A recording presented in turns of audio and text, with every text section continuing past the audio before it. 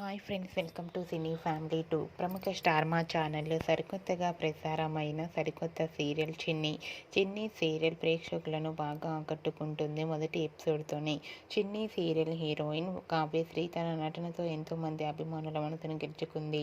అయితే రీసెంట్గా Chinni serial fame Kavyasri Veeren Srinivas wedding shooting location latest ఫొటోస్ను షేర్ చేశారు.